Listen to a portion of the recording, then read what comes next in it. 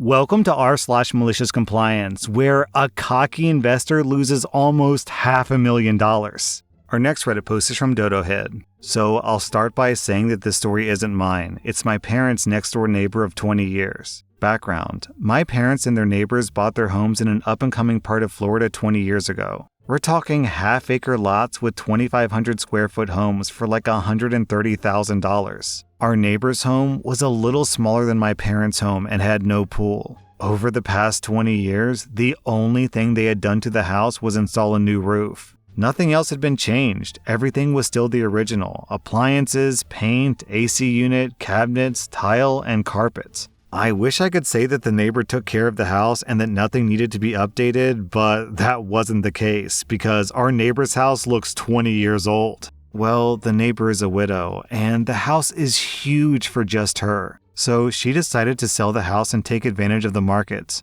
She listed the house for $400,000. Despite her never having put a penny into it, the house goes into a bidding war, and the top bidder is an investor from California. The investor offers to pay $30,000 over asking, pay the closing costs, and they can do it the same day. Cue malicious compliance. The investor woman has two stipulations. 1, our neighbor takes the house off the market immediately. And 2, the neighbor turns over the key to the investor's management company, with the cash for the home held in escrow until the key was turned over and our neighbor's side of the paperwork was done. Now, our neighbor was upfront with this woman about the state of her home, and she asked if she wanted to have her management company come look at the home first. The woman says, "No, I'm renting the house, so it doesn't need to be painted. Just pull it off the market." This investor essentially bought the home for about $450,000 when it was all said and done. So our neighbor immediately goes to the management company's office with her realtor, signs her paperwork, hands over the key, and gets the check for the home. A few days later, our neighbor gets a call from the investor lady. She's upset. The house is in disarray. It needs a paint job ASAP, new appliances and flooring at the least. She demands that our neighbor paint the house. She won't take ownership of the home until it's done.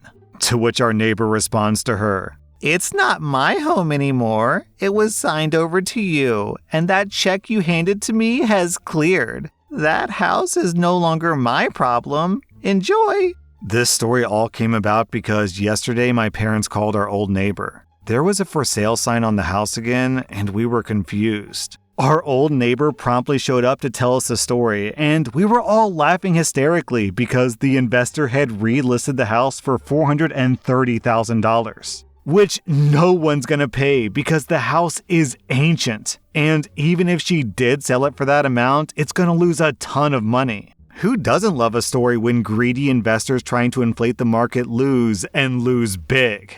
Our next Reddit post is from Vampire Wolf. Back in 2000, I was working at a Royal Burger place almost full-time while in high school. I'd work from 5 to 10 p.m. during the weekday and then 12 to 7 p.m. on the weekends. On Friday and Saturday, I worked as maintenance, but the rest of the time I was in the kitchen, primarily as the one feeding burgers and buns through the broiler and then into the steamer. The standard practice around there was that as soon as the supper rush started, we'd lose 4 people that went out back to smoke, including the shift manager, leaving 3 of us scrambling for 15 minutes. I complained and I was told, "There's a smoke break allowed every hour. Nothing says that it has to be at a fixed time." So first off, I went out back to have a break with the smokers for 5 minutes, and I was told by that same shift manager that this break was only for smokers and not a general break. Fine by me. Time for malicious compliance. On my very next shift, I walked out with them as supper rush was starting and I lit one up.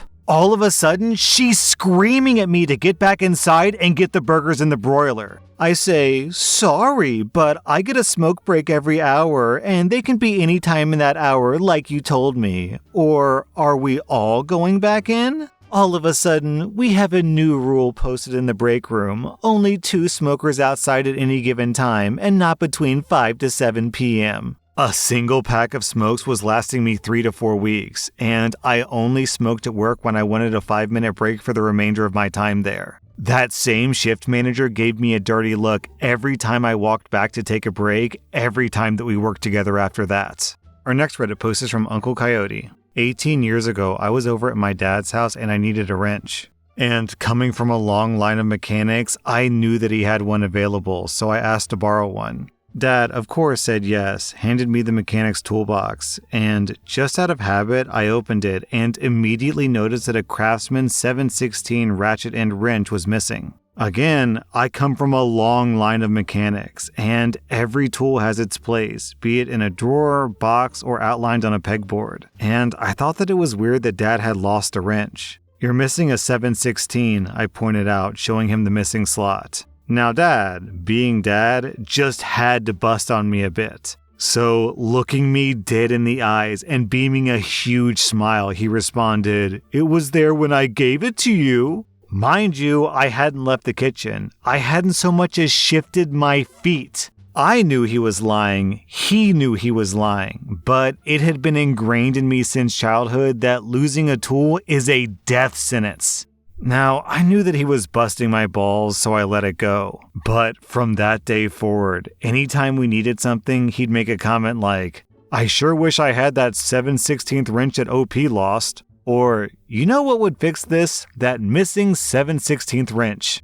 This went on for months. So one day he made the usual tease me for losing a tool comment, and I warned him. I looked him in the eyes and said, "Say it one more time, old man, and you're gonna get that wrench every birthday, Father's Day, and Christmas for the rest of your natural life." A few hours passed, I asked him to hand me a tool, and he said, "I can't, you lost it, remember?" I laughed and played it off, but it was on, and that was 18 years ago. Today, being Father's Day, he just received his 52nd Craftsman ratchet end 7/16 wrench. Since that day, he's tried telling me that he knows that I didn't lose it, but I knew that already, that I don't need to buy it. Oh, I effing do. And he's occasionally tried to say that it was a different size or item to get a different present, but we both know that's not happening. They are everywhere. Every coffee can, junk drawer, cabinet, toolbox, pegboard, or spare nail in the house and garage contains a Craftsman 7/16 ratchet and wrench. You know how they say that you're never more than 8 feet from a spider? Well, in Dad's world, you're never more than 8 feet from a Craftsman 7/16 ratchet and wrench, because there's at least 2 in his truck at this point as well. When will it end? When the old bastard dies. That last wrench will go into his cold, dead hand so he can tighten bolts in hell, because I warned him.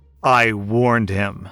Happy Father's Day to all of you with weird traditions, jokes, and relationships with the man who made you who you are today. And if you need a wrench, hit me up. I know a guy. Down in the comments, I'm going to read this top comment from Potatoes Pancakes. Gee, I wonder what he's leaving you in his will. Our next Reddit post is from New Techie. Every day at my job, I have to travel between 2 offices. I start at my main office, then have to travel to my second office, then back to my main office. Because I'm using my personal vehicle for this travel, the company pays me mileage. Well, there are basically 2 routes that you can take between the 2 offices. One route is about a mile round trip shorter, but it has tolls. So I always took the 1 mile longer route to avoid the tolls. I did it this way for a year. Well, in comes the new bookkeeper, and she's hell-bent on saving the company money. And where does she think all this wasteful money is going? Expense reports, obviously. So she starts nitpicking every report. Like, if someone has to buy some pens for work, she goes online and finds the cheapest possible price for those pens, and only reimburses for the cheaper price. Obviously, she's pissed several people off.